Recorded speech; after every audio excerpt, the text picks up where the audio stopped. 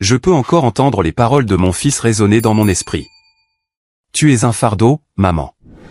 Tu ne mérites que les restes. C'était il y a 2 ans, alors que je le regardais déposer 100 000 $ sur le compte de sa belle-mère, juste devant moi, le jour de mon 65e anniversaire.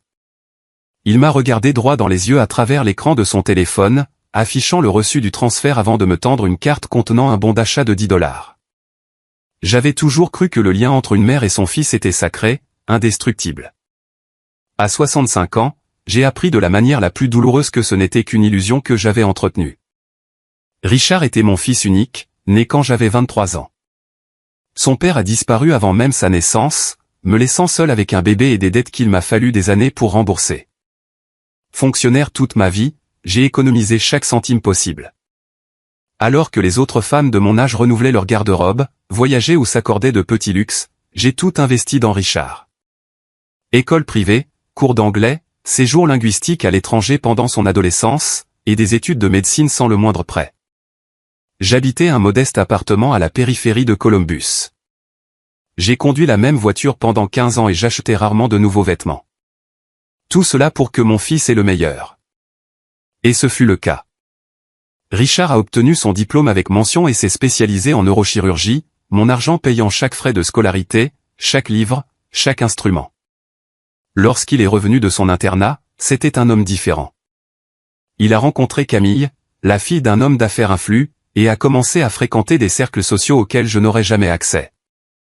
Au début, Camille était polie avec moi. Elle souriait lors des déjeuners du dimanche et apportait de petits cadeaux pour les grandes occasions, mais son sourire n'atteignait jamais ses yeux. « Tu devrais moderniser ton look », disait-elle en analysant mes vêtements simples. Richard fréquente des gens importants maintenant. Les visites de Richard sont devenues radicalement moins fréquentes après le mariage. Nous sommes passés de déjeuners hebdomadaires à des rencontres mensuelles, puis à de brefs appels lors des jours fériés.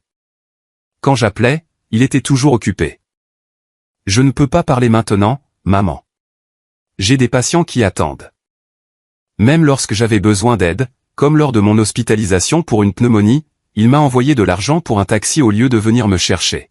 « J'ai engagé une infirmière pour toi », m'a-t-il dit au téléphone. « Je ne peux pas annuler mes chirurgies. » L'infirmière n'est jamais venue. L'événement qui a tout changé s'est produit le jour de mon 65e anniversaire.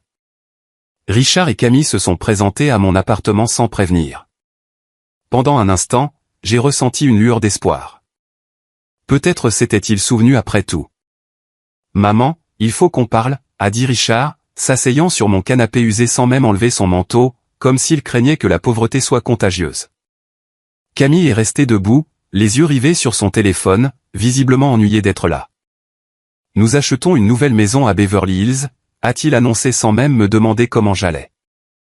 3 suites parentales, une piscine chauffée, une salle de sport. C'est un investissement important pour notre image professionnelle. C'est merveilleux, mon fils, ai-je répondu, sincèrement heureuse pour lui malgré tout. Oui, c'est essentiel d'être au bon endroit, de connaître les bonnes personnes, a enfin dit Camille, levant les yeux de son téléphone.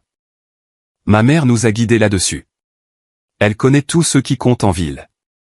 Richard a pris son téléphone et a tourné l'écran vers moi. Je viens de transférer 100 000 $ à Madame Regina, la mère de Camille, un petit merci pour tout ce qu'elle a fait pour nous. Je me suis figé. 100 000 $. Plus que ce que je pouvais économiser en 5 années entières de travail. Comme c'est généreux de votre part, ai-je réussi à dire, la voix tremblante. C'est la moindre des choses, a répondu Camille avec dédain. Maman nous a présentés à l'agent immobilier, à l'architecte. Elle a organisé des dîners avec des voisins importants. Elle comprend les relations sociales, le réseautage, contrairement à quelqu'un qui ne connaît que la vie d'un bureau de l'administration. Richard, non seulement n'a pas pris ma défense, mais a acquiescé à chaque parole humiliante. Regina a de la vision, maman. Elle sait comment construire des relations stratégiques. Puis, comme s'il se souvenait d'un détail trivial, il a sorti une petite enveloppe de sa poche. « Pour toi », a-t-il dit en me la tendant. « Joyeux anniversaire. C'est ce que les restes méritent. » L'air a quitté mes poumons. Les restes ? Moi, qui avais tout sacrifié pour lui, je ne méritais que des restes ? Mes mains tremblaient en prenant l'enveloppe. Le monde semblait tourner autour de moi pendant que je l'ouvrais. C'était un bon d'achat de 10 $ pour un grand magasin. 10 $. Tandis que sa belle-mère recevait 100 000 $. J'ai pensé que tu pourrais t'acheter quelque chose pour être plus présentable, a ajouté Richard, un œil critique sur mon chemisier simple. Chaque fois que nous allons à un événement, je suis embarrassé par ton apparence démodée. Ces mots m'ont frappé comme une gifle. J'ai remercié machinalement, retenant mes larmes. Richard, nous devons y aller, a dit Camille en regardant sa montre. Nous avons le cocktail chez les Bradford à 20 h. Oui, bien sûr, s'est-il levé à la hâte. Oh, maman, j'ai réfléchi. Cet appartement est trop grand pour toi toute seule. 2 chambres. Pourquoi faire? Tu pourrais le vendre. Acheter quelque chose de plus petit et utiliser l'argent pour, je ne sais pas, une chirurgie esthétique ou quelque chose du genre. Une chirurgie esthétique? Ai-je répété, incrédule. Oui, tu vieillis visiblement. Ce serait bien pour ton estime de toi et, honnêtement, ce serait aussi mieux pour moi quand je devrais te présenter à quelqu'un d'important. Camille a souri pour la première fois de la visite. Je connais une excellente clinique qui accepte les patientes de ton âge. C'est dans un quartier plus excentré, mais je suis sûr que l'emplacement ne te dérangerait pas vu la réduction. Et il y a aussi ces résidences pour retraités, a continué Richard, comme s'il parlait de la pluie et du beau temps. C'est pratique. Tu n'aurais à te soucier de rien. Tu aurais de la compagnie de ton propre genre. Mon propre genre, ai-je demandé, sentant quelque chose se briser en moi. Des gens simples, des fonctionnaires retraités, des gens avec qui tu as plus de points communs. Il a jeté un coup d'œil à sa montre. Nous devons vraiment y aller. Réfléchis à ce que j'ai dit, d'accord? Cet appartement est un gaspillage. Avant de partir, il s'est arrêté sur le pas de la porte. Oh, et maman, la prochaine fois que tu as besoin de quelque chose, appelle ma secrétaire. D'accord? Mon téléphone est saturé de notifications importantes, et parfois tes messages finissent par me distraire de questions urgentes. Après leur départ, je me suis effondré sur le canapé, fixant le bon d'achat de 10 $ dans une main et le poids de décennies de sacrifices méprisés dans l'autre. Les larmes ont coulé de manière incontrôlable. Cette nuit-là a marqué la fin de la mère que Richard connaissait, cette femme qui acceptait tout, qui se faisait toute petite pour qu'il puisse briller, qui avalait les insultes avec un sourire.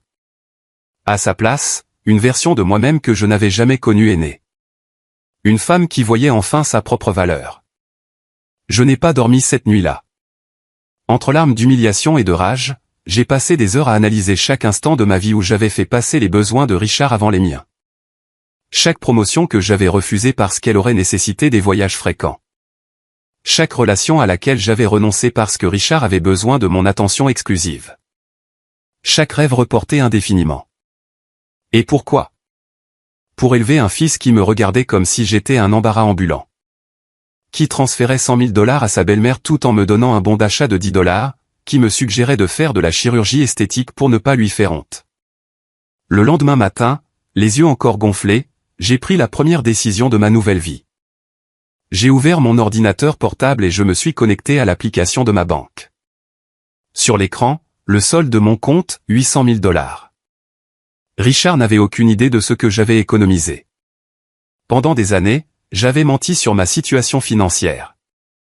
En partie parce que je ne voulais pas qu'il sache que je pouvais l'aider encore plus, ce qu'il aurait certainement exigé. En partie parce que j'avais appris très tôt que lorsque les gens pensent que vous avez de l'argent, ils commencent à vous traiter différemment. En tant que fonctionnaire de haut rang, mon salaire était confortable, surtout pour quelqu'un ayant des habitudes frugales comme les miennes. Mais pour Richard, j'étais juste une retraitée de la fonction publique, une catégorie qu'il méprisait visiblement, comme il l'avait clairement fait comprendre en suggérant que je devrais vivre avec des gens de mon propre genre. J'ai transféré 50 000 $ sur mon compte courant et j'ai planifié une consultation avec un conseiller financier pour le lendemain. Il était temps de faire travailler mon argent pour moi, et non pour mon fils ingrat. Dans les jours qui ont suivi, je me suis plongé dans un monde qui avait toujours été à ma portée, mais que je n'avais jamais exploré. J'ai réorganisé mes investissements, diversifié mon portefeuille et étudié les finances personnelles. La nuit, je regardais des vidéos sur l'éducation financière, je lisais des livres et participais à des webinaires. Mon esprit, toujours vif mais sous-utilisé ces dernières années, absorbait les connaissances avec une soif insatiable. Richard a appelé 3 fois durant cette période. La première fois, il voulait savoir si j'avais réfléchi à ses suggestions. La deuxième, il avait besoin que je co-signais des papiers pour un prêt d'équipement médical. La troisième, il voulait que je garde sa maison pendant un voyage. Ce ne sera pas possible, Richard, ai-je répondu à sa dernière demande. J'ai des engagements. Le silence à l'autre bout du fil était révélateur. Mon fils n'avait pas l'habitude de s'entendre dire non par moi. Des engagements? Tu sors à peine de chez toi. Les choses changent, mon fils. Il a ri de cette manière condescendante qu'il avait adoptée depuis son mariage avec Camille. Laisse-moi deviner. Un loto avec les voisins? Ou est-ce une soirée spéciale pour ton feuilleton télévisé? J'ai laissé passer l'insulte sans commentaire. J'ai des réunions importantes. Des réunions? Toi? Avec qui? Avec des gens de mon propre genre, ai-je répliqué, utilisant ses propres mots contre lui. Il est resté silencieux un moment. Écoute, si tu es vexé par cette conversation sur l'appartement. Je ne suis pas vexé, Richard. Je suis occupé. Bon voyage. J'ai raccroché avant qu'il ne puisse ajouter un mot. C'était la première fois depuis des décennies que je mettais fin à une conversation avec mon fils selon mes propres termes. Le mois suivant, je n'ai pas répondu à ses appels. Il laissait des messages de plus en plus irrités. Maman, nous avons besoin que ces papiers soient signés. Pourquoi ne réponds-tu pas? C'est puéril de ta part. Quand je l'ai enfin rappelé, c'était pour lui dire que je ne co-signerais aucun prêt. Tu as toujours été mon garant, a-t-il protesté, indigné. Et je paie toujours pour un prêt que tu as cessé d'honorer en 2018, ai-je répondu calmement. Je ne vais pas compromettre ma retraite avec d'autres de tes dettes. De quoi parles-tu? Quelle retraite? Tu as à peine de quoi survivre. J'ai plus que ce que tu n'imagines, Richard, et j'ai bien l'intention de profiter de ce que j'ai gagné. Il est resté silencieux pendant quelques secondes. Tu avais de l'argent de côté et tu ne me l'as jamais dit alors que je me tuais à la tâche pour construire ma carrière? L'audace de cette remarque m'a laissé momentanément sans voix. C'était l'homme dont j'avais financé toute l'éducation, dont j'avais aidé à acheter l'appartement, dont j'avais meublé le premier cabinet. Qui a payé tes études de médecine, Richard, ton séjour à l'étranger, ton internat? C'était ton obligation, a-t-il répondu, comme si j'avais mentionné l'achat de couches pour un bébé. J'étais ton fils, ton investissement, et maintenant que je récolte enfin les fruits de mes efforts, tu viens m'embêter avec ces mesquines histoires d'argent.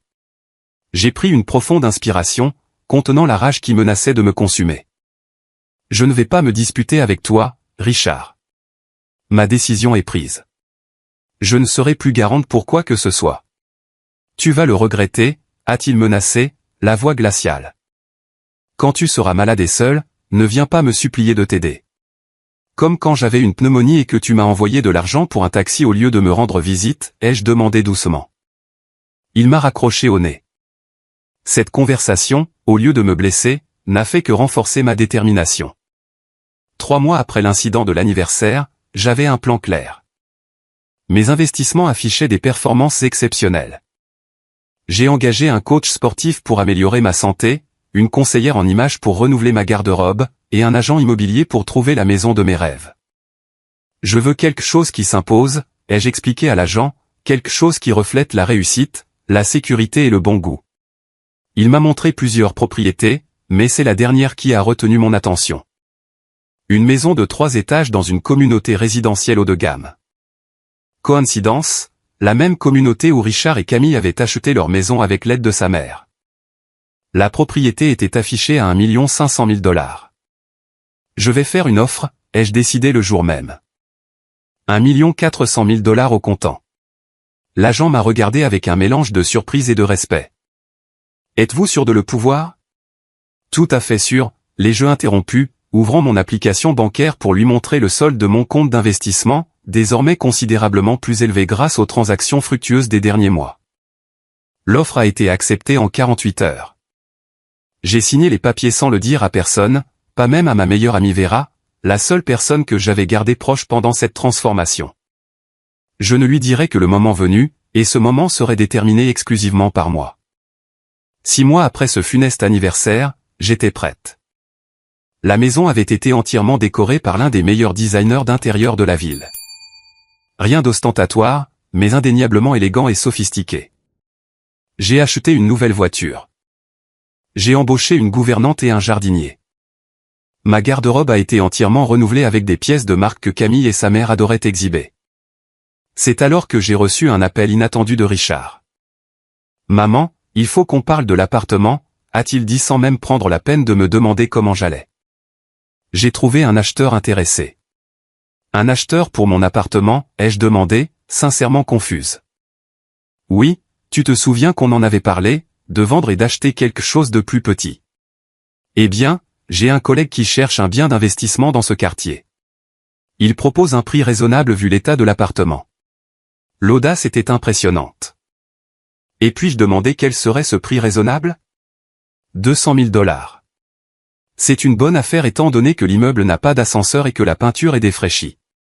L'appartement valait facilement 450 000 $, même en ayant besoin de rénovation. Richard essayait sans vergogne de m'escroquer. Je ne suis pas intéressé par la vente, Richard. Maman, sois raisonnable, a-t-il soupiré, comme s'il s'adressait à un enfant têtu. Tu n'as pas besoin de tout cet espace, et franchement, cela devient dangereux pour quelqu'un de ton âge de vivre seul dans ce quartier. J'ai déjà réservé un appartement dans une résidence pour retraités. C'est petit, mais il y a une surveillance 24h24 et des activités de loisirs adaptées pour toi. Adaptées pour moi ? Oui. Tu sais, le loto, le tricot, ces choses que les gens de ton âge aiment. Il y a même un groupe d'études bibliques le mercredi, a-t-il ajouté, comme s'il offrait un avantage extraordinaire. J'ai pris une profonde inspiration, contenant ma rage. Richard, j'apprécie ton intérêt, mais j'ai déjà résolu ma situation de logement. Qu'est-ce que tu veux dire, a-t-il demandé, visiblement irrité par la tournure de la conversation. J'ai déménagé. Tu as déménagé ? Où ça ? Pourquoi ne m'as-tu pas consulté ? Je ne savais pas que j'avais besoin de ta permission pour décider où vivre, mon fils, ai-je répondu calmement.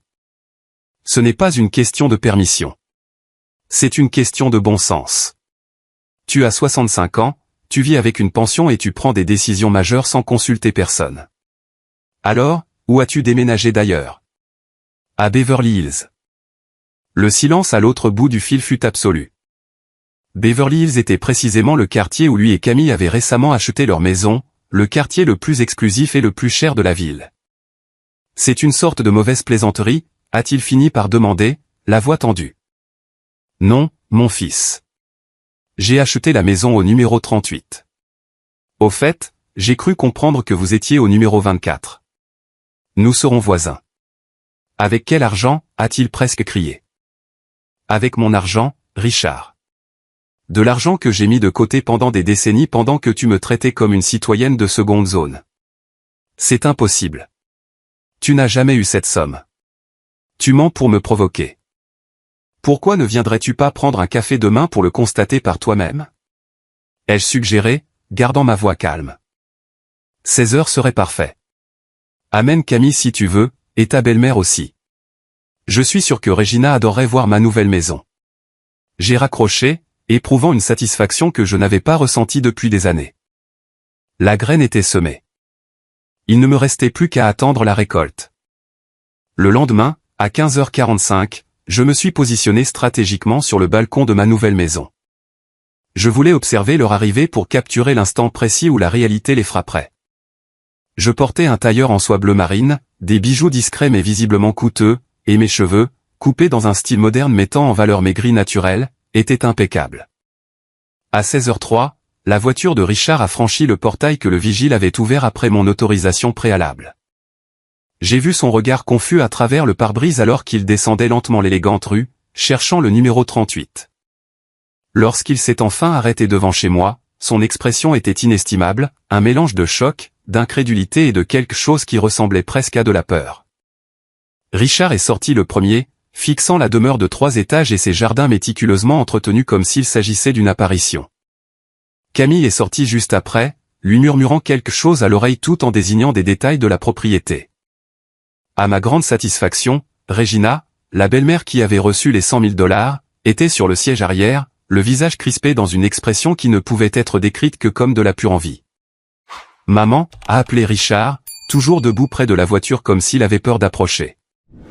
Bon après-midi, mon fils, ai-je répondu calmement, descendant les marches pour les saluer. Tous les trois sont restés silencieux pendant quelques secondes, absorbant la vue de la demeurée, ce qui était plus perturbant pour eux, ma vision, je n'étais plus la femme âgée aux vêtements simples et à la posture soumise, mais une femme élégante, confiante et visiblement prospère. C'est à toi, a enfin réussi à articuler Richard, montrant la maison du geste. Oui, mon fils. Je l'ai achetée il y a 2 mois. Allez, entrons.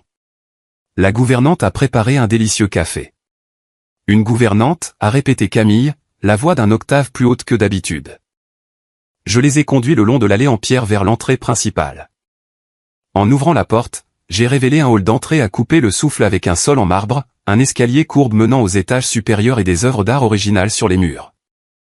Hélène, c'est, commença Regina, essayant visiblement de recalibrer mentalement l'image qu'elle avait de moi. C'est magnifique, n'est-ce pas, ai-je terminé, les invitant d'un geste à me suivre dans le salon. Cela a coûté un peu plus cher que prévu initialement, mais l'agent m'a assuré que c'est un excellent investissement. Les propriétés de ce quartier ne font que prendre de la valeur. Richard regardait autour de lui comme dans un rêve éveillé. Maman, je ne comprends pas. D'où vient l'argent pour tout cela? Du même endroit d'où provient tout ce qui est dans ta vie, Richard. De mon travail. Mais cela a dû coûter 1 400 000 $. Je l'ai payé au comptant, les jeux informaient calmement. Richard a failli trébucher sur ses propres pieds. Au comptant? 1 400 000 $. C'est impossible. Pourquoi serait-ce impossible, mon fils? J'ai travaillé pendant 40 ans. J'ai économisé. J'ai investi. Contrairement à certaines personnes que je connais, je n'ai jamais dépensé plus que ce que je pouvais me permettre juste pour impressionner les autres. J'ai remarqué que les joues de Camille sont devenues très rouges. Mais tu vivais dans ce simple appartement, tu conduisais cette vieille voiture, a argumenté Camille, comme si ma simplicité passée était la preuve que je mentais. J'ai choisi de vivre modestement, Camille, pour que mon fils puisse avoir tout ce que je n'ai jamais eu. J'ai regardé Richard droit dans les yeux. École privée, séjour à l'étranger, école de médecine, internat. Rien de tout cela n'est bon marché, comme tu le sais bien. Tu aurais pu mieux vivre, a murmuré Richard, assimilant encore le choc. J'aurais pu, mais je t'ai fait passer en priorité, Richard. Une chose que tu n'as manifestement jamais appris à faire pour les autres. La gouvernante est entrée avec un plateau de café servi dans de la porcelaine fine et des pâtisseries soigneusement disposées. Regina fixait le service à café, que j'ai reconnu comme étant de la même marque qu'elle collectionnait et mentionnait fréquemment lors des déjeuners de famille. S'il vous plaît, servez-vous, ai-je proposé en m'asseyant gracieusement dans un fauteuil. Les pâtisseries viennent de cette boulangerie française du centre-ville. Celle-là même qui a préparé ton mariage, n'est-ce pas, Camille? Camille a acquiescé machinalement, cherchant toujours des yeux un défaut, quelque chose pour prouver que tout cela n'était qu'une supercherie élaborée. Alors, que pensez-vous du quartier, ai-je demandé nonchalamment. J'ai entendu dire que vous aviez acheté la maison au numéro 24. C'est près de l'aire de loisirs de la communauté, n'est-ce pas? Comment as-tu payé cela, a interrompu Richard, ignorant ma question. Sa voix tremblait d'une rage contenue.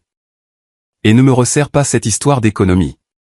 Personne n'économise assez pour acheter une demeure pareille. Tu serais surpris de ce qui est possible quand on ne dépense pas d'argent dans des futilités, ai-je répondu calmement. De plus, j'ai eu l'aide d'un excellent conseiller financier. Une recommandation d'un voisin, d'ailleurs, le même qui a aidé Regina à planifier l'achat de cette maison de plage que tu lui avais promise. Regina s'est étouffée avec son café. Pas besoin d'être embarrassée, Regina. Les investissements immobiliers sont des décisions personnelles. Je trouve juste curieux que mon fils donne 100 000 $ à sa belle-mère pour acheter une résidence secondaire tout en suggérant à sa propre mère de s'installer dans une maison de retraite. Richard a posé sa tasse sur la table avec assez de force pour fêler la soucoupe. Est-ce que tu essaies de nous humilier? C'est ça? Une sorte de vengeance tordue? Humilié? En quoi, mon fils? Tout cela, a-t-il fait un grand geste de la main. Cette maison, ces vêtements, cette attitude. Tu as toujours été simple, modeste. Maintenant, d'un coup, tu es comme ça. Comme quoi, Richard? Réussi, confortable, digne de respect. Je me suis penché en avant, gardant ma voix maîtrisée. Ou le problème est-il que, désormais, je ne peux plus être si facilement écarté? Personne ne t'écartait, a-t-il protesté faiblement. Vraiment? Tu pourrais vendre l'appartement et faire de la chirurgie esthétique. Envisage un foyer pour des gens de ton propre genre. Appelle ma secrétaire. Tes messages me distraient de questions importantes. Si ce n'est pas écarter quelqu'un, Richard, qu'est-ce que c'est? Camille est intervenue, essayant d'apaiser la situation. Hélène, nous pensions simplement à ton bien-être. Un endroit plus petit serait plus facile à gérer pour toi toute seule.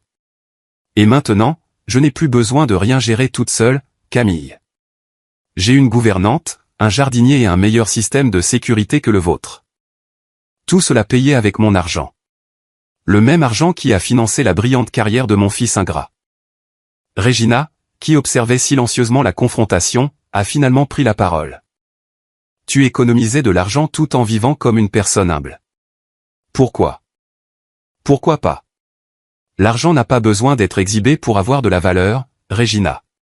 Il doit apporter la sécurité, le confort, l'indépendance.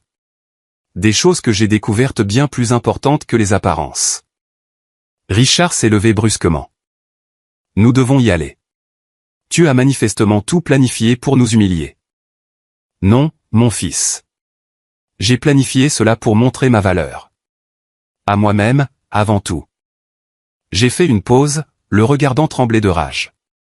Et je dois dire que cela fonctionne à merveille. Camille hésitait, partagée entre suivre son mari et continuer à observer le spectacle de ma transformation. Vous n'êtes pas obligé de partir, ai-je dit doucement. Je ne vous ai même pas montré l'étage. J'ai préparé une suite d'invités en pensant à vous, pour quand vous voudrez passer la nuit. L'ironie ne leur a pas échappé. C'était exactement le genre de commentaire qu'ils auraient fait, une fausse offre d'hospitalité dont nous savions tous deux qu'elle ne serait jamais acceptée. C'est ridicule, a marmonné Richard, se dirigeant vers la porte. Viens, Camille. Maman. Tu ne vas même pas me demander comment j'ai réussi à acheter cette maison dans le même quartier que toi, ai-je demandé, les suivant calmement vers la sortie. Pas même un tout petit peu curieux. Richard s'est arrêté, luttant visiblement contre sa curiosité.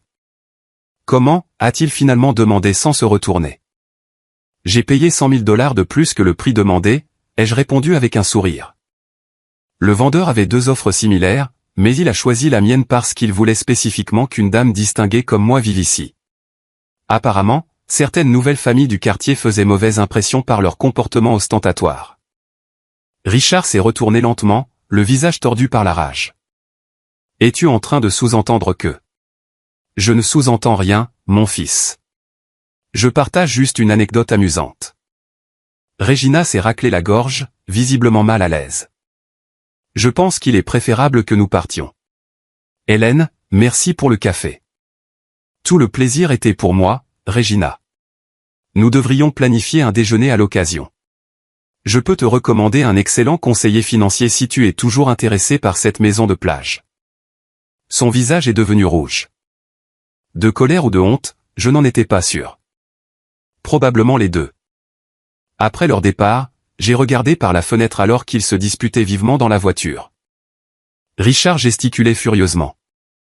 Camille semblait essayer de le calmer, et Regina gardait son regard fixé sur ma maison, son expression indéchiffrable. J'ai souri, ressentant une satisfaction que je n'avais pas éprouvée depuis des décennies. La graine de l'inconfort était plantée. Il ne me restait plus qu'à la regarder grandir. Je n'ai pas eu à attendre longtemps. 3 jours plus tard, Richard s'est présenté seul, à l'improviste. Il avait des cernes sous les yeux. Ses cheveux étaient ébouriffés, un spectacle inhabituel pour quelqu'un d'aussi obsédé par les apparences. « Est-ce qu'on peut parler ?» a-t-il demandé, sa voix dépourvue de son arrogance habituelle. Je l'ai invité à entrer, le conduisant cette fois dans le bureau, une pièce élégante avec des étagères du sol au plafond rempli de livres et un bureau en acajou où je gérais mes investissements. « Impressionnant », a-t-il commenté, regardant la section entière de livres d'économie et de finance. Tu es vraiment différente. Je suis moi-même, Richard, sans me restreindre pour correspondre aux attentes des autres. Il s'est assis dans le fauteuil en cuir en face de mon bureau, paraissant étrangement petit. Pourquoi ne m'as-tu jamais parlé de l'argent? Pourquoi l'aurais-je fait? As-tu montré le moindre intérêt sincère pour ma vie ces dernières années? Je me suis toujours soucié de toi, a-t-il protesté faiblement. Se soucier n'est pas la même chose que respecter, mon fils. Tu te souciais de moi de la manière dont on se soucie d'un enfant ou d'un animal domestique. Quelque chose dont on s'occupe, pas quelqu'un que l'on valorise. Il a fixé ses propres mains pendant un long moment. Combien as-tu exactement? J'ai ri sans humour. C'est ce que tu viens me demander après tout cela. Non, je voulais juste. J'essaie de comprendre. Tu as acheté une maison pour près d'1,5 million au comptant. Comment? En réalité, j'ai encore près de 600 000 $ d'investis, en plus de cette maison et de ma pension complète de haut fonctionnaire. Richard a visiblement pâli. 2 millions d'actifs. Tu as 2 millions d'actifs. Approximativement. Pourquoi, cela change-t-il quelque chose? Cela change tout, a-t-il presque crié, se levant brusquement. Tu aurais pu nous aider pour la maison, pour le nouveau cabinet, pour l'équipement. Au lieu de cela, tu as tout gardé pour toi pendant que tu nous laissais nous débattre seuls. L'audace de cette remarque était si stupéfiante que j'en suis resté momentanément sans voix. C'était l'homme dont j'avais financé toute l'éducation, dont j'avais aidé à acheter l'appartement, dont j'avais meublé le premier cabinet. Nous débattre seuls, ai-je finalement répété. Richard, j'ai payé ton école privée pendant 15 ans. J'ai payé l'intégralité de tes études de médecine. J'ai payé ton internat aux États-Unis. J'ai versé la compte pour ton premier appartement. J'ai meublé ton premier cabinet. Quand exactement t'es-tu débattu seul? C'était au début. Maintenant, j'ai des dépenses plus importantes, des responsabilités, une image à maintenir. Et c'est mon problème parce que... Il m'a regardé, sincèrement choqué par ma réponse. Durant toute sa vie, j'avais toujours cédé à ses exigences. J'avais toujours fait passer ses besoins avant les miens. Tu es ma mère, a-t-il fini par dire, comme si cela expliquait tout. Oui, je suis ta mère. Pas ton compte bancaire, pas ton employé, pas ton paillasson. Je ne t'ai jamais traité comme un paillasson. Maman, j'ai besoin que tu gardes la maison pendant que nous voyageons. Maman, pourrais-tu récupérer mon costume au pressing? Maman, j'ai besoin que tu co-signes ce prêt. M'as-tu seulement demandé une fois si j'avais d'autres projets? Si je voulais faire ces choses, si j'avais mes propres rêves? Il n'a pas répondu. Et quand j'ai eu besoin de toi? Quand j'ai eu une pneumonie et que tu m'as envoyé de l'argent pour un taxi au lieu de me rendre visite? Quand j'ai eu besoin d'aide pour réparer la fuite dans mon appartement et que tu as dit que tu étais trop occupé? Quand je t'ai demandé de déjeuner avec moi pour mon anniversaire et que tu as annulé à la dernière minute parce que quelque chose d'important était survenu? Tu es injuste, a-t-il protesté, mais sans conviction. J'ai une carrière exigeante. Et j'avais une vie exigeante, Richard. T'élever seul, cumuler 2 emplois, repousser mes propres rêves pour que tu puisses réaliser les tiens. Et comment m'as-tu remercié? En suggérant que je fasse de la chirurgie esthétique pour ne pas t'embarrasser. Il a eu la décence d'avoir l'air honteux. C'était maladroit. Je ne le pensais pas ainsi. Mais tu l'as dit. Tout comme tu as dit que je devrais emménager dans une maison de retraite pour les gens de mon genre, comme si j'étais une sorte de citoyenne de seconde zone. Je pensais à ta sécurité, à ton bien-être. Non, Richard, tu pensais à la façon de te débarrasser d'une mère encombrante qui ne cadrait pas avec ta nouvelle vie glamour. Je me suis levé, contournant le bureau pour me tenir devant lui. Tu es devenu exactement le genre de personne que je t'ai toujours appris à ne pas être. Arrogant, matérialiste, obsédé par le statut. À cause de Camille, a-t-il demandé, la voix soudainement défensive. C'est ça? Tu ne l'as jamais aimé. Camille n'est qu'un symptôme, pas la cause. Tu as changé quand tu as commencé à croire que tu valais plus que les gens qui t'ont aidé à arriver là où tu es. Quand tu as commencé à traiter ta propre mère comme un fardeau tout en idolâtrant la famille de ta femme. Regina a des relations importantes, maman. Elle connaît des gens qui peuvent m'ouvrir des portes pour ma carrière. Et qu'est-ce que j'ai, moi, Richard? Un amour inconditionnel, des décennies de sacrifices, un soutien à chaque étape de ta vie. Qu'est-ce que cela vaut pour toi? Il n'a pas répondu. Le silence a rempli l'espace entre nous comme un gouffre infranchissable. Sais-tu pourquoi j'ai acheté cette maison, ai-je finalement demandé. Pour m'humilier, évidemment.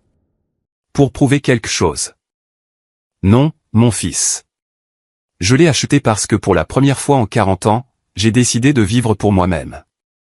J'ai décidé que je méritais plus que les restes de la table de ma propre famille, que je méritais le respect, de la considération, une place d'honneur dans la vie que j'ai aidé à bâtir. Richard est resté silencieux. Mais quelque chose dans son regard avait changé. Ce n'était plus seulement de la colère ou de l'indignation, mais quelque chose de plus complexe, peut-être la première lueur d'une compréhension sincère. « Qu'est-ce que tu attends de moi, alors ?» a-t-il demandé, la voix presque réduite à un murmure. « Je veux que tu vois qui je suis vraiment, Richard, pas l'image que tu t'es créée. Une vieille femme impuissante et démodée, un poids à porter.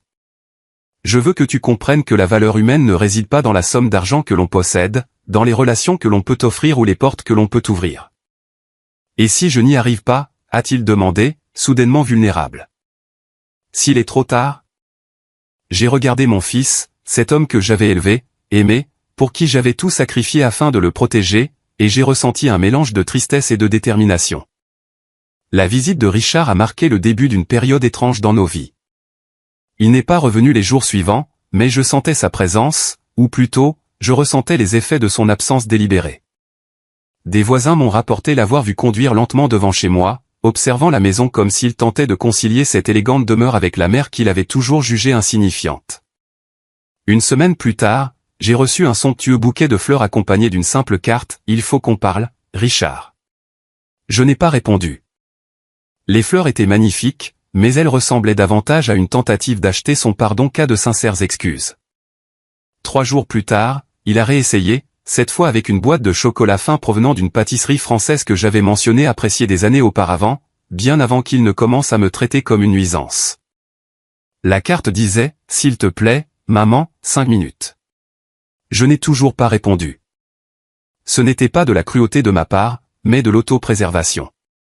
Pendant des décennies, j'avais laissé Richard dicter les termes de notre relation. Quand il voulait de l'attention, je lui en donnais. Quand il avait besoin d'aide, je lui en offrais.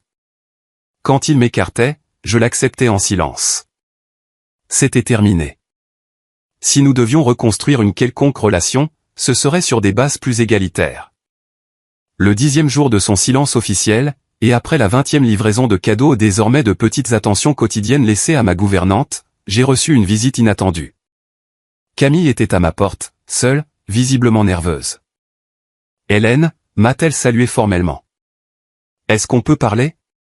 Je l'ai invitée à entrer, observant à quel point elle semblait différente, moins arrogante, plus réservée. Son regard parcourait chaque détail de la maison avec une expression mêlant admiration réticente et quelque chose qui ressemblait presque à de la honte. « Richard ne sait pas que je suis ici », a-t-elle confessé alors que nous étions assises dans le salon. Il serait furieux s'il l'apprenait. « Pourquoi ?» ai-je demandé, sincèrement curieuse. « Parce qu'il est détruit. » Camille a hésité, choisissant ses mots avec soin. Pas à cause de l'argent ou de la maison, même si cela a été un choc, mais parce qu'il réalise enfin comment il t'a traité ces dernières années. C'est ce qu'il t'a dit? Pas en ces termes exacts. Mais il ne dort plus, mange à peine. Il passe son temps à regarder de vieilles photos de vous deux quand il était enfant. Elle a fait une pause.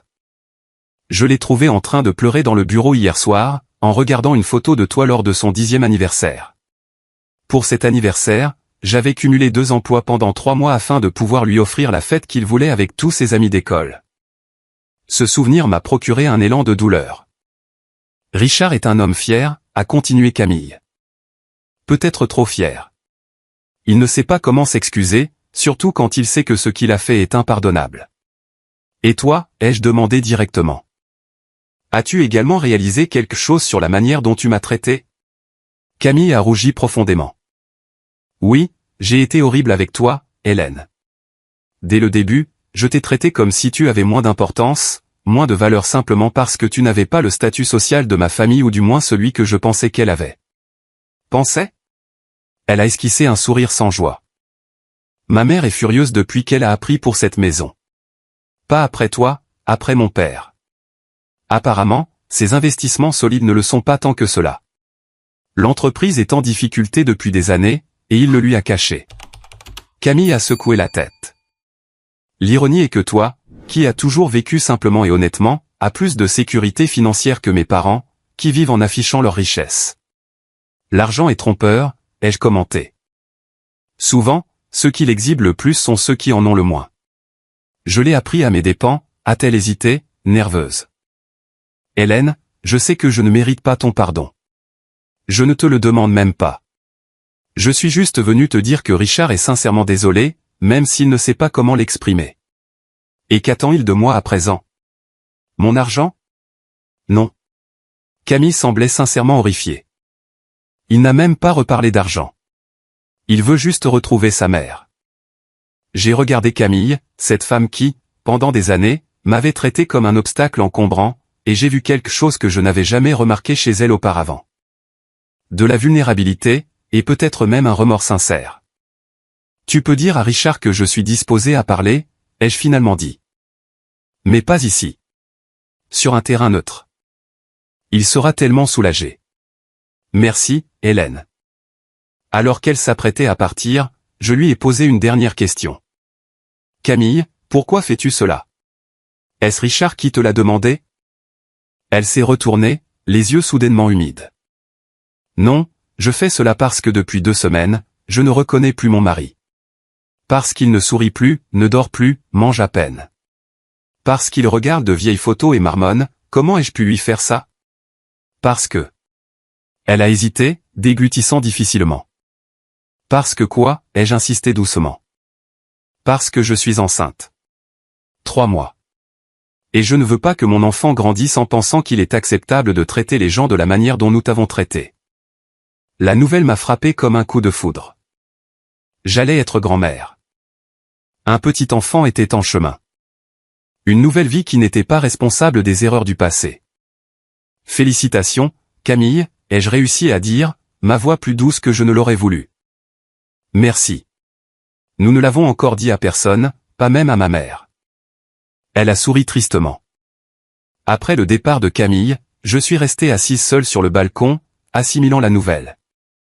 Un petit enfant, une nouvelle génération, une chance peut-être de faire les choses différemment. 2 jours plus tard, j'ai retrouvé Richard dans un café discret du centre-ville, comme convenu. Il était déjà là à mon arrivée, assis à une table en retrait dans un coin. On aurait dit qu'il avait vieilli de plusieurs années en seulement quelques semaines, des cernes profonds, des rides d'expression inédites, la posture voûtée de quelqu'un qui porte un fardeau invisible. Maman, s'est-il levé à mon approche, la voix tremblante. Merci d'être venu. Bonjour, Richard, ai-je salué en m'asseyant en face de lui. Il m'a observé un instant, comme s'il me voyait véritablement pour la première fois depuis des années. Tu as l'air différente, pas seulement pour les vêtements ou les cheveux. C'est quelque chose de plus profond. Cela s'appelle le respect de soi, mon fils. J'ai découvert que c'est un excellent accessoire. Il a souri faiblement, le premier sourire sincère que je voyais sur son visage depuis bien longtemps. As-tu toujours eu cet esprit, cet humour piquant? Toujours. Tu n'y prêtais simplement pas attention. Son sourire s'est évanoui. Tu as raison. Je ne prêtais pas attention à beaucoup de choses. Un silence inconfortable s'est installé entre nous. Richard remuait nerveusement son café, évitant mon regard. Camille m'a parlé du bébé, ai-je finalement dit pour briser la glace. Il a levé les yeux, surpris. Elle est venue te voir? Oui, elle s'inquiétait pour toi. Elle n'aurait pas dû. Elle a fait ce que tu aurais dû faire depuis longtemps, Richard. Elle a reconnu ses torts et s'est excusée. Il a baissé la tête, honteux. Je ne savais pas par où commencer, quoi dire, comment expliquer quelque chose que je ne comprends pas entièrement moi-même. Que dirais-tu de commencer par le début, ai-je suggéré. Pourquoi, Richard? Pourquoi as-tu commencé à me traiter comme un fardeau, un embarras? Ai-je fait quelque chose pour mériter cela? Il a pris une profonde inspiration, les yeux humides. Non, tu n'as fait que tout donner pour moi. Il a fait une pause, luttant visiblement pour trouver ses mots. Je pense que cela a commencé quand j'ai rencontré Camille et sa famille. Ils avaient tout ce que j'avais toujours désiré. Le statut, les relations, une certaine élégance sociale. Pour la première fois, j'étais accepté dans des cercles qui m'avaient toujours semblé inaccessibles, et je ne cadrais pas avec cette nouvelle image, ai-je terminé pour lui. Ce n'était pas toi, a-t-il insisté, avant de se corriger. Enfin, si, mais pas de la manière dont tu le penses. J'avais honte, oui, mais pas de toi personnellement. J'avais honte de mes origines, de notre lutte, de notre passé de privation. Notre histoire de dépassement de soi, tu veux dire? Oui. Mais je ne le voyais pas ainsi à l'époque. Je ne voyais que le contraste entre la vie que nous avions eue et celle que la famille de Camille avait toujours connue. Et plus il m'acceptait, plus je ressentais le besoin de me distancier de mon passé, de ma simplicité, de toi. Il a hoché la tête, une larme s'échappant enfin. De celle qui m'aimait le plus, de celle qui avait tout sacrifié pour moi. J'ai été un monstre, maman. Oui, tu l'as été, ai-je acquiescé sans détour. Tu m'as traité comme si je n'étais rien, comme si tous mes sacrifices ne valaient rien face au nom de famille prestigieux de ta belle-mère ou aux relations de ton beau-père. Je sais, a-t-il chuchoté, une autre larme roulant sur sa joue. Et je ne sais pas si je pourrai jamais me le pardonner. Il ne s'agit pas de ton pardon, Richard. Il s'agit du mien, et je ne suis pas sûr de pouvoir te l'accorder pour le moment. Il a levé les yeux, surpris. Tu ne peux pas me pardonner? Je n'ai pas dit cela. J'ai dit que je n'en étais pas sûr. Le pardon est un voyage, mon fils, pas une destination. Et certaines blessures sont trop profondes pour guérir rapidement. Que puis-je faire, a-t-il demandé, la voix brisée. Comment puis-je réparer cela? Je ne sais pas si c'est possible, ai-je répondu honnêtement. Certaines choses, une fois brisées, ne redeviennent jamais ce qu'elles étaient. On peut recoller les morceaux, mais les fêlures resteront toujours visibles.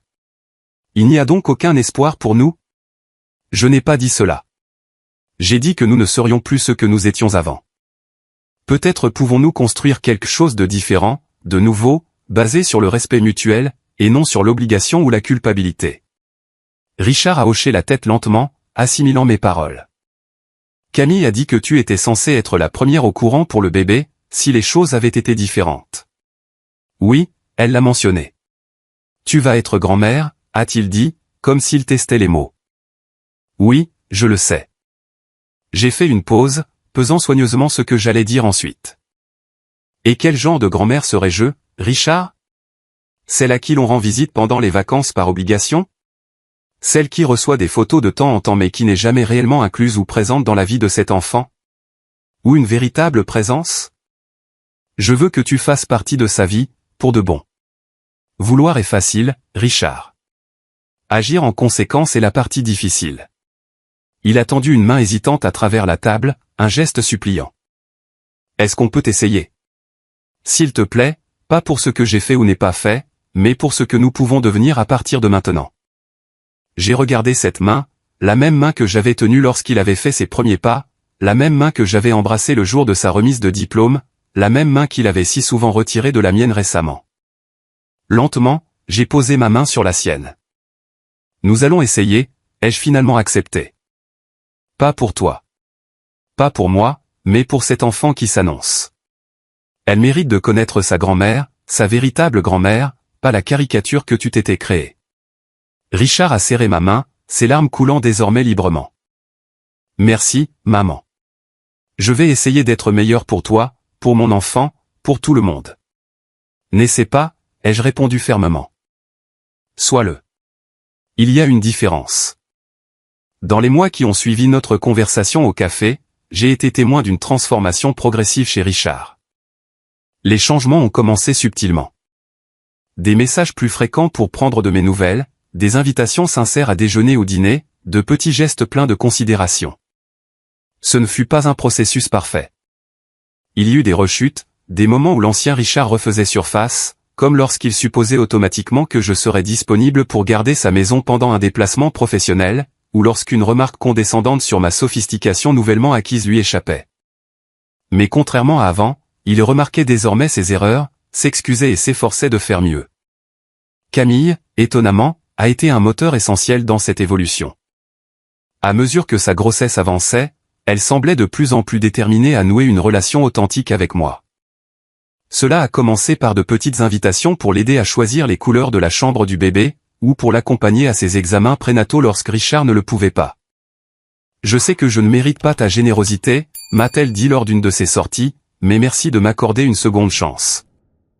Regina, la belle-mère qui avait reçu 100 000 $ tandis que j'avais droit à un bon d'achat de 10 $, est restée distante pendant un certain temps. Lorsque nous nous sommes enfin revus lors d'un déjeuner chez Richard et Camille, elle est apparue bien plus réservée qu'à son habitude. Ta maison est vraiment impressionnante, Hélène, a-t-elle commenté pendant le repas, visiblement mal à l'aise. Camille m'a dit que tu possédais une remarquable collection d'art contemporain américain.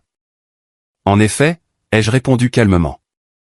J'ai commencé cette collection il y a quelques mois. J'ai découvert que j'avais un œil naturel pour cela. Impressionnant, a-t-elle murmuré, peinant visiblement à réconcilier l'image qu'elle s'était faite de moi avec la réalité qui se présentait à elle. Richard observait notre échange avec une anxiété visible. Maman est bien plus que ce que chacun de nous a pu imaginer, a-t-il déclaré, dans un rare élan de défense publique. Elle l'a toujours été. C'était un moment modeste, mais significatif. Pour la première fois, mon fils me voyait réellement, et défendait ma valeur devant les autres. Lorsque Camille est entrée dans son 7e mois de grossesse, Richard a formulé une demande inattendue. Nous prenions un café sur mon balcon, profitant de la brise du soir, lorsqu'il a mentionné nonchalamment, nous réfléchissons au prénom pour le bébé. Si c'est une fille, nous aimerions l'appeler Hélène. La surprise a dû se lire sur mon visage, car il s'est empressé d'ajouter, seulement si tu l'autorises, bien sûr. Je comprendrais que tu trouves cela étrange. Pourquoi Hélène ?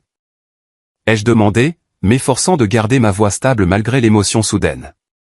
Parce que nous voulons que notre fille possède la force, l'intégrité et la persévérance de sa grand-mère, a-t-il répondu simplement. Nous voulons qu'elle sache d'où elle vient, qu'elle connaisse sa véritable histoire, et non la version tronquée que j'ai bien failli imposer. J'ai dégluti difficilement, refoulant mes larmes. J'en serais honoré, Richard. Il a souri, d'un sourire sincère que je voyais rarement sur son visage d'adulte. Merci, maman. Au cours du 8e mois, il s'est produit une chose qui aurait été impensable un an plus tôt. Camille m'a appelé en panique. Elle avait des contractions prématurées et Richard assistait à une conférence dans un autre état. Peux-tu m'emmener à l'hôpital, a-t-elle demandé, la voix tremblante. Je ne veux pas appeler ma mère. Elle va paniquer et ne fera qu'aggraver les choses. J'arrive immédiatement, ai-je répondu sans hésiter. Je suis arrivé en 15 minutes, trouvant Camille pâle et terrifiée. Sur le chemin de l'hôpital, j'ai tenu sa main tandis qu'elle gérait ses contractions par la respiration. J'ai peur, a-t-elle avoué. C'est trop tôt. Tout va bien se passer, l'ai-je rassuré avec une conviction que je ne me connaissais pas. Tu es forte, Camille, et cette petite fille est ma petite fille. Elle a du sang de guerrière dans les veines. À l'hôpital, je suis resté à ses côtés durant les examens, le monitoring, les consultations avec les spécialistes. Lorsque le médecin a enfin confirmé qu'il s'agissait simplement de contractions de Braxton X, un faux travail, et que Camille tout comme le bébé allait bien, j'ai pleuré de soulagement à ses côtés. Merci d'être là, m'a-t-elle dit en me serrant la main. Je ne sais pas ce que j'aurais fait sans toi. C'est à cela que sert la famille, ai-je répondu, nous surprenant toutes les deux. Richard est arrivé quelques heures plus tard, pâle d'inquiétude. Il nous a trouvés dans la salle d'attente, Camille ayant déjà reçu son bon de sortie, discutant calmement. Ça va, a-t-il demandé en serrant prudemment sa femme dans ses bras. Et le bébé ? Nous allons parfaitement bien, l'a rassuré Camille. Ta mère s'est occupée de tout. Elle a été incroyable. Richard m'a regardé avec une gratitude si profonde qu'elle en était presque douloureuse. Merci, maman, d'avoir été là quand je ne le pouvais pas, j'ai toujours été là, mon fils, ai-je répondu doucement. Tu ne me voyais simplement pas, sur le chemin du retour, installé à l'arrière de la voiture, j'ai entendu Richard murmurer à Camille, je ne mérite pas cette femme comme mère. Non, a convenu Camille. Mais tu peux commencer à la mériter dès à présent. Lorsque la petite Hélène est née, pile le jour de son terme pour le plus grand soulagement de tous, j'ai été la première personne que Richard a appelée après l'accouchement. Pas Regina, pas le père de Camille, mais moi. Elle est parfaite, maman, a-t-il dit, la voix brisée par l'émotion au téléphone. Elle a tes yeux et ton menton têtu. Je suis arrivé à l'hôpital en apportant un petit ours en peluche. Ce n'était pas un cadeau extravagant, juste quelque chose de simple et de significatif. Quand je suis entré dans la chambre et que j'ai vu mon fils tenir ce minuscule paquet rose, quelque chose a basculé. Toutes les rancœurs, tous les ressentiments, toute la douleur accumulée au fil des années ont semblé s'effacer un instant. « Veux-tu la tenir ?» a demandé Richard, me tendant déjà le bébé. J'ai pris ma petite fille dans mes bras, contemplant ce visage parfait, ses yeux curieux qui semblaient déjà observer le monde avec intensité. « Bonjour, Hélène » ai-je chuchoté. « Je suis ta grand-mère, et tu ne douteras jamais, au grand jamais, de ta valeur. » Richard a posé une main sur mon épaule, un geste simple mais lourd de sens. « Elle aura la meilleure grand-mère du monde, et cette fois, je promets que tout le monde le saura. » Tout en berçant cette nouvelle vie dans mes bras, j'ai pensé au chemin qui m'avait mené jusqu'ici. La douleur, l'humiliation, le courage qu'il avait fallu pour exiger enfin le respect. Ce n'était pas un conte de fées au dénouement parfait. C'était quelque chose de plus complexe, de plus réel, une réconciliation imparfaite, un nouveau départ construit sur les ruines de l'ancien. Dans les jours qui ont suivi la naissance d'Hélène, j'ai observé la dynamique familiale se modifier subtilement. Regina s'est présentée à l'hôpital, bien sûr, chargée de cadeaux coûteux et extravagants, cherchant visiblement à capter l'attention et à s'imposer.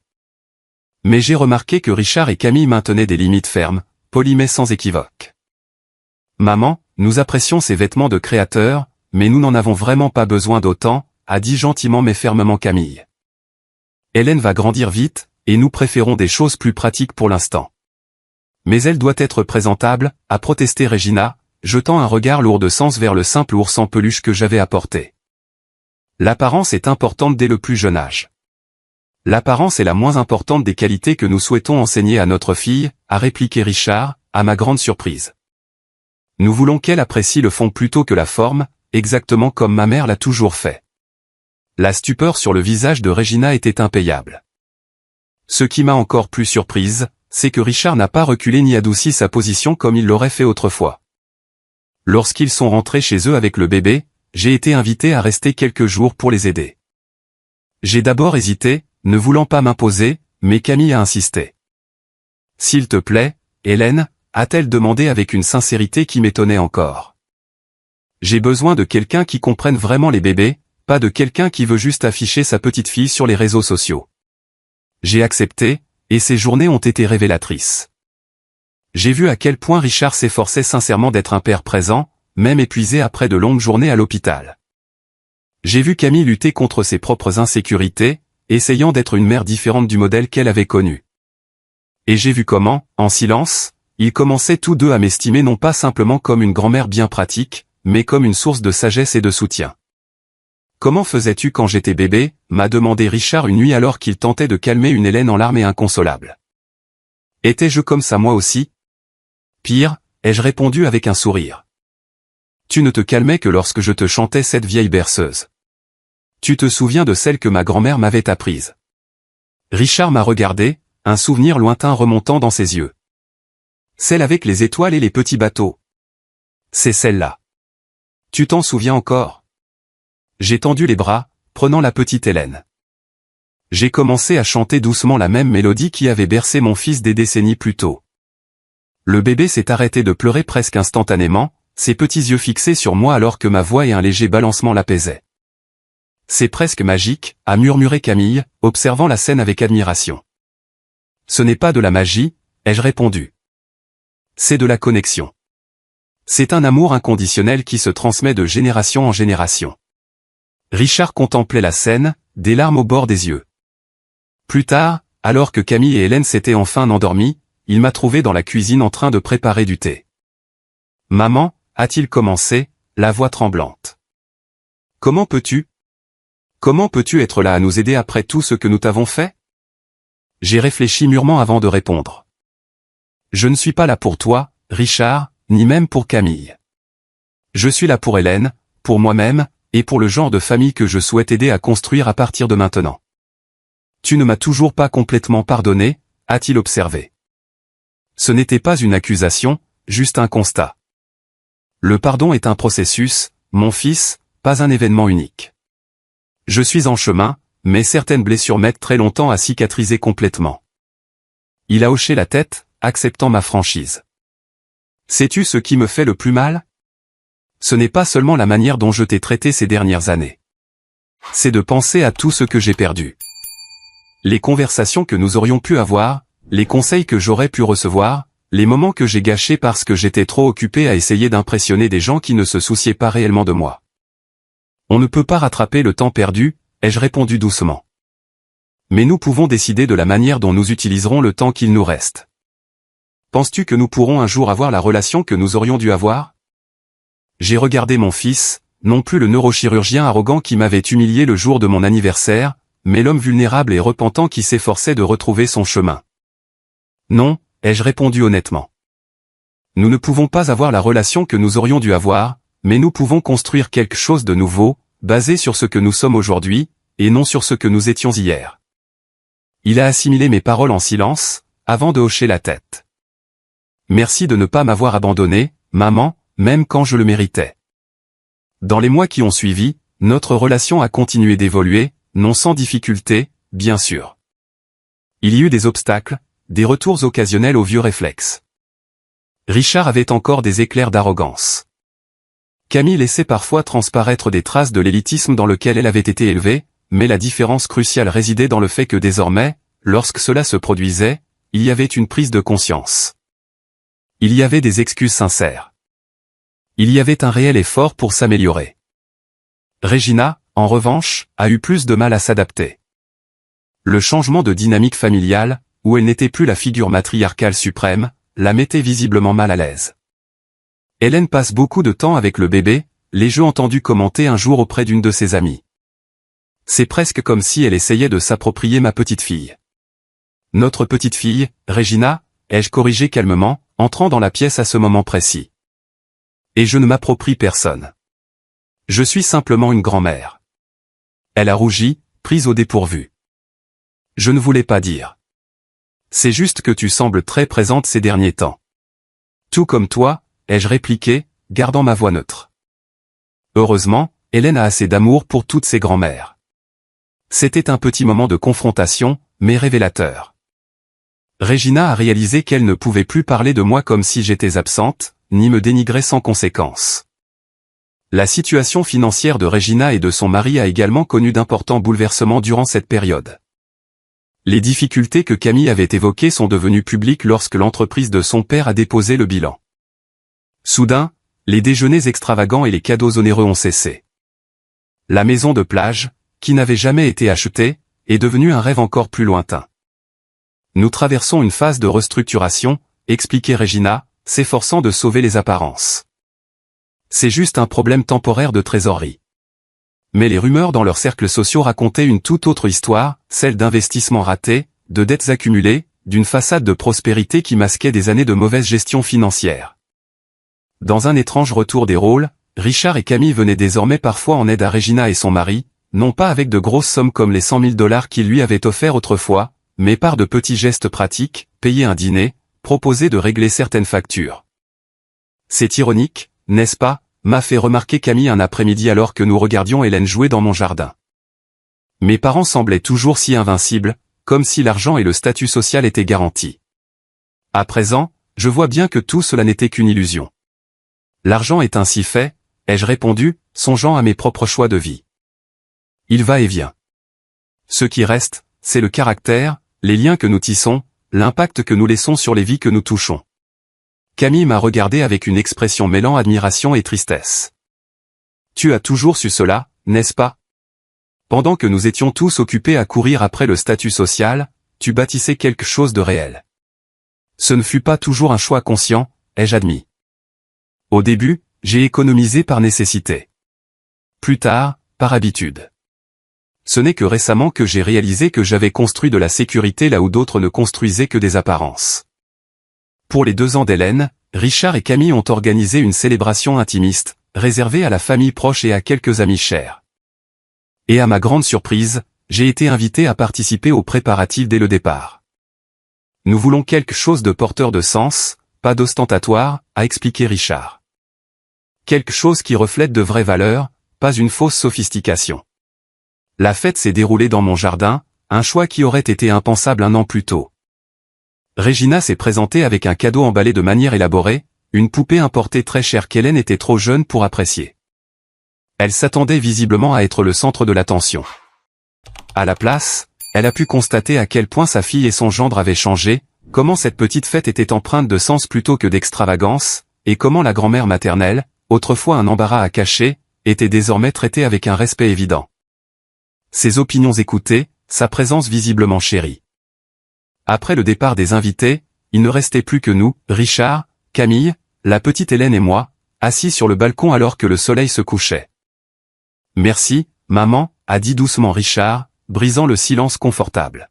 « Pour cette maison, pour cette journée, pour tout. »« Tu n'as pas besoin de me remercier », ai-je répondu machinalement. « Si, j'en ai besoin », a-t-il insisté. « Pendant longtemps, j'ai cru que t'accorder de l'importance était une obligation, quelque chose à faire par convenance ou par coutume. À présent, je comprends que c'est un privilège. » Camille, qui tenait Hélène endormie dans ses bras, a acquiescé. « J'espère qu'un jour notre fille me regardera avec le même respect que Richard apprend à avoir pour toi, qu'elle verra de la valeur au-delà des apparences, du fond au-delà de la forme. Elle le fera, les ai-je assurés. Parce que vous le lui apprenez chaque jour par vos choix, par vos actions. En regardant ma famille, cette nouvelle version de ma famille reconstruite sur les ruines de la déception et du ressentiment, j'ai ressenti un profond sentiment de paix.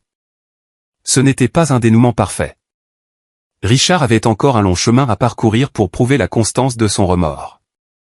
Camille luttait encore contre les valeurs biaisées de son éducation. Regina ne changerait probablement jamais tout à fait.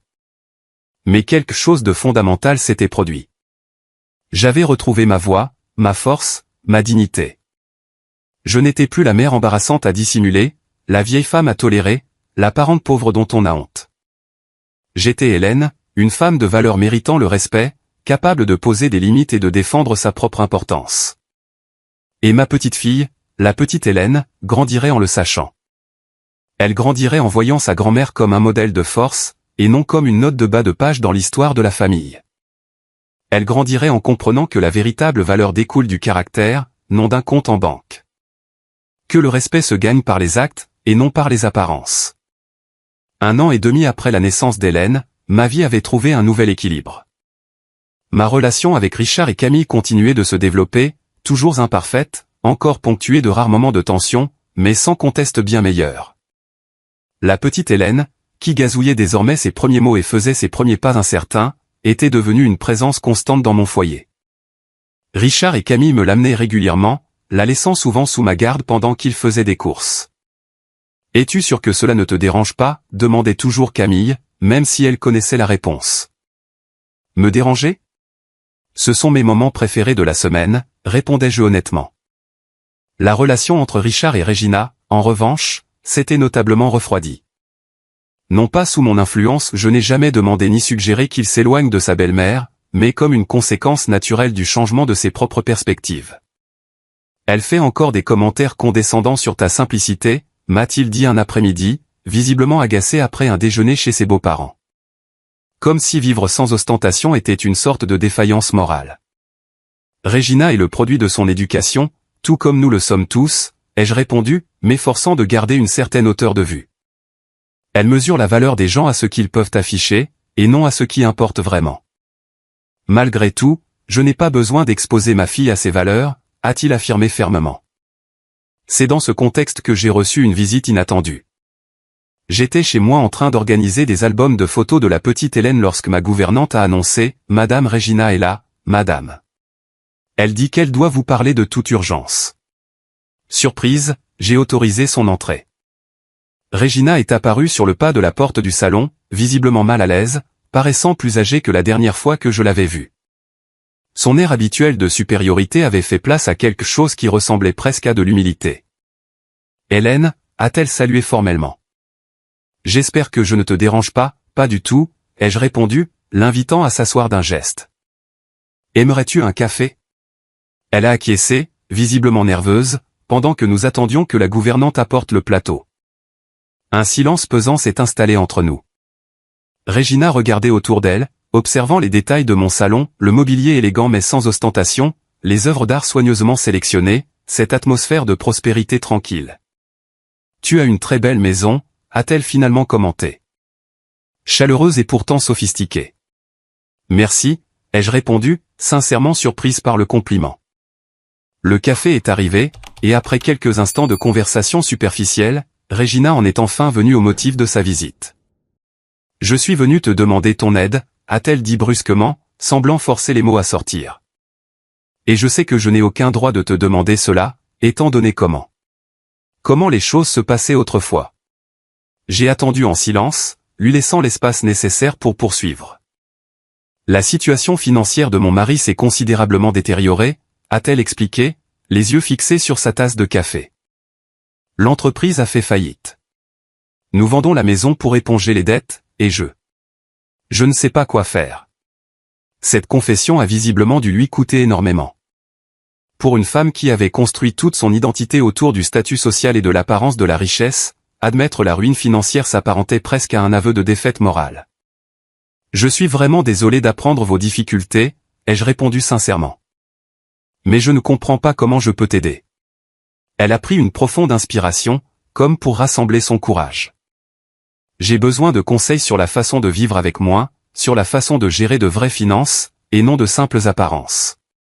Et je ne connais personne qui ait mieux réussi cela que toi. L'ironie de la situation ne m'a pas échappé.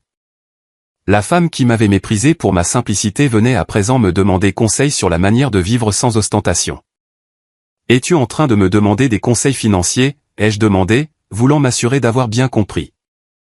Oui, a-t-elle confirmé, les joues rougies par la honte.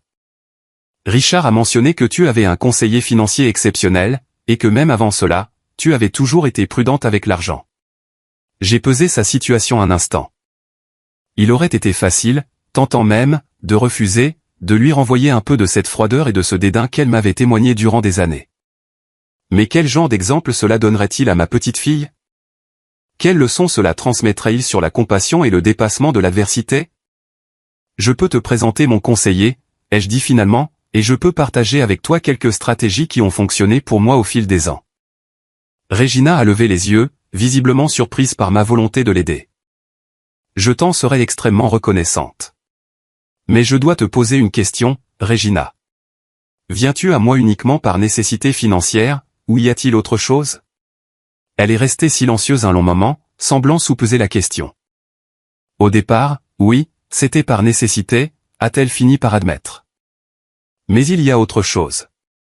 J'ai observé Richard et Camille ces derniers mois, j'ai vu comment ils ont changé, comment ils semblent plus heureux, plus centrés sur l'essentiel, et j'ai compris que cela avait un rapport avec l'influence que tu as eue sur eux. Je ne sais pas si je mérite ce crédit, ai-je répondu honnêtement. Si, tu le mérites, a-t-elle insisté. Il parle de valeurs différentes à présent. De l'éducation d'Hélène pour qu'elle comprenne que le caractère importe plus que les biens matériels. De la construction de relations réelles, et non de connexions stratégiques. Elle a fait une pause, visiblement mal à l'aise. Ce sont des choses que je n'ai pas apprises à Camille, des choses auxquelles je n'accordais pas de valeur. Sa sincérité m'a prise au dépourvu. Pour la première fois, je ne voyais plus en Regina la belle-mère arrogante qui avait favorisé l'éloignement de mon fils, mais une femme confrontée à l'effondrement de tout le système de valeurs auquel elle avait cru. Il n'est jamais trop tard pour réapprendre ses priorités, ai-je dit doucement. Crois-moi, je le sais par expérience. Dans les mois qui ont suivi, Regina et moi avons développé une relation improbable. Nous n'étions pas amis, il y avait trop de passifs pour cela. Mais nous avons trouvé un respect mutuel qui aurait été impensable auparavant. Je l'ai aidé à traverser cette transition vers une vie moins opulente, à identifier ce qu'il était vraiment important de conserver et ce qui ne relevait que du paraître. Son mari a fini par décrocher un emploi modeste dans une entreprise plus petite, un coup terrible pour son ego, mais un soulagement financier indispensable. Ils ont vendu leur demeure et ont emménagé dans un appartement confortable, mais dénué des luxes auxquels ils étaient habitués. C'est étrange, s'est-elle confiée à moi lors d'une de nos rencontres. Je pensais que je me sentirais diminué, humilié, mais il y a une certaine liberté à ne plus avoir à maintenir constamment les apparences. Richard et Camille observaient cette évolution avec une surprise non dissimulée. Je n'aurais jamais pensé voir ma mère et toi prendre un café ensemble de plein gré, a commenté Camille un après-midi. La vie réserve des surprises, ai-je répondu avec un sourire. Pour les 2 ans d'Hélène, nous avons fêté l'événement une fois de plus chez moi. Cette fois, Regina a apporté un cadeau tout simple, un livre pour enfants qu'elle avait elle-même lu à Camille lorsqu'elle était petite. Ce geste, dans sa modeste sincérité, en disait bien plus que n'importe quel présent extravagant. Pendant la fête, j'ai surpris Richard en train d'observer la scène d'un air pensif, sa fille courant dans le jardin, Camille et Regina discutant aimablement avec moi, les quelques invités sincères profitant de l'instant sans se soucier du statut ou des apparences. « À quoi penses-tu » ai-je demandé en m'approchant de lui. « À la façon dont tout a changé » a-t-il répondu d'une voix douce. « À la façon dont j'ai failli perdre tout cela par fierté et superficialité. »« Mais tu ne l'as pas perdu » lui ai-je rappelé. « Nous sommes tous là. »« Grâce à toi » a-t-il dit en me prenant la main. « Grâce à ton courage d'exiger le respect, de montrer ta valeur. Et grâce à ta capacité à changer, à reconnaître tes erreurs, à faire mieux, ai-je ajouté. Ce n'est pas donné à tout le monde. » Il a souri, de ce sourire franc que je lui voyais désormais souvent. Je pense que cela mérite une célébration spéciale. Attends-moi là. Il est entré dans la maison, revenant quelques instants plus tard avec une petite boîte emballée. J'allais garder cela pour Noël, mais je pense que c'est le moment idéal. J'ai ouvert le paquet pour y découvrir un délicat bracelet en or blanc. Il n'était ni ostentatoire ni tape à accent grave-l'œil, mais élégant dans sa simplicité. Je l'ai tourné entre mes mains, remarquant une inscription gravée à l'intérieur, pour la femme qui m'a appris la véritable valeur des choses. Il est magnifique, Richard, ai-je dit, sincèrement touché. Il n'a pas coûté 100 000 $, a-t-il observé, faisant référence à la somme qu'il avait donnée à Regina des années plus tôt. Mais il a infiniment plus de sens. Ce n'est pas le prix qui importe, n'est-ce pas, ai-je répondu en passant le bracelet à mon poignet. C'est l'intention, la reconnaissance.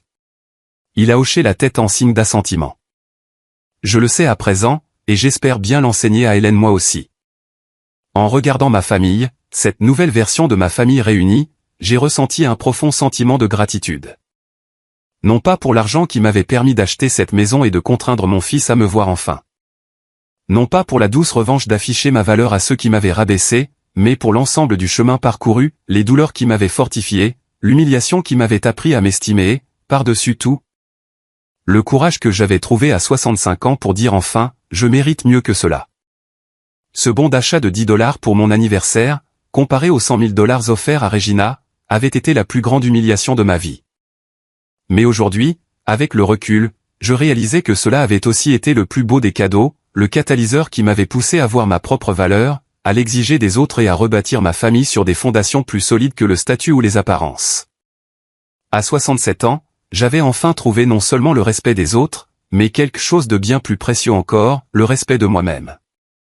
Et cela, ai-je réalisé en contemplant ma famille unie, c'était la véritable victoire.